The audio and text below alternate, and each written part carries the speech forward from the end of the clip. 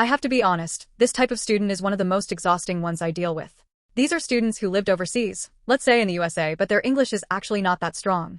And instead of owning it, they perform. They overuse slang, they try too hard to seem friendly, and none of it feels natural. You can tell immediately. The eyes give it away. The timing is off. The laugh comes a half second too fast.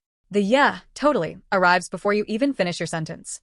The words are sometimes right, but the rhythm is completely wrong, and after thousands of hours of teaching Real people, you notice that instantly. Here's what's actually happening with these students. They lived abroad for school or work, and when they came back, everyone around them assumed they were fluent. Family, friends, coworkers, everyone expected them to come back speaking perfect American English. And admitting they didn't absorb it properly? Not an option. So they built a performance instead of building actual skills. They learned the surface layer, the slang, the casual tone, the nodding, without the foundation underneath it. Phrases like no cap and that's totally a vibe get dropped into sentences where they don't quite fit, and you can hear it immediately. The words landed. The music didn't. What makes this student genuinely frustrating is what they actually want from the class. They don't want to learn. They want to be validated. They want me to respond to their slang as if it landed perfectly, to treat them like an equal, to confirm the performance rather than teach through it. And when I ask a follow-up question to check comprehension, there's that tiny pause, and then an answer that's slightly adjacent to what I asked. Not wrong, but off. They caught the keywords and missed the nuance.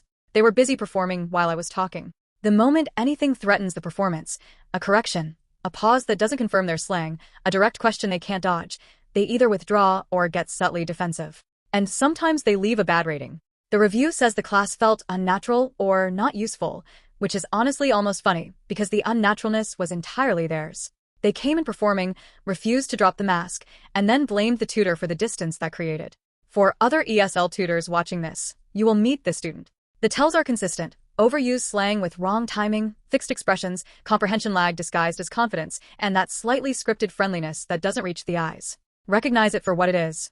Insecurity, not arrogance. The social pressure on people who lived abroad to perform fluency is real, and understanding that helps you stay professional instead of just annoyed. Now here's my honest advice, and it depends entirely on who you are as a tutor. If you're patient, if you genuinely enjoy the challenge of working through someone's defense mechanisms and finding the real learner underneath, go ahead and continue teaching them. Work around the performance. Model natural speech. Ask questions that require real answers, not scripted ones. Create moments where authenticity is easier than pretending.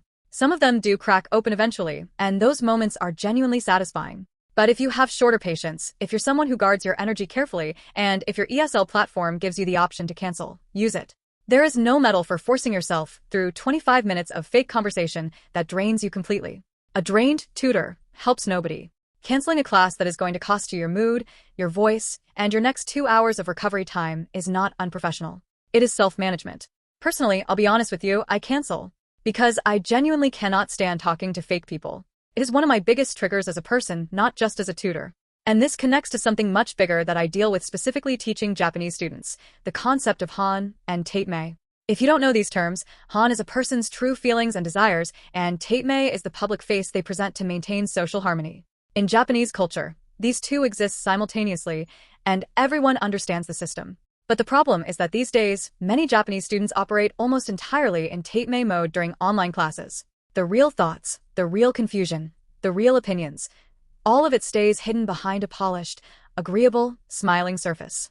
And for someone like me who values direct, honest conversation, sitting through 25 minutes of pure tateme is genuinely one of the hardest things about this job.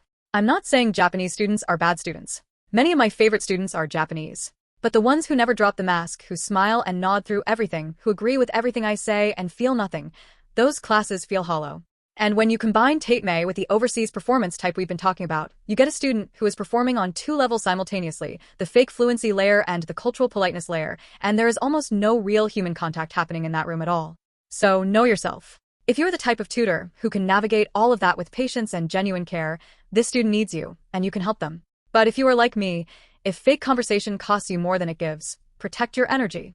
Cancel when you need to. Your mental health and your teaching quality for the students who actually show up authentically are worth more than pushing through a performance you can see through from the first 30 seconds. You can tell by their eyes and tone of voice that they're just pretending. And you are allowed to decide that's not the class you want to teach today.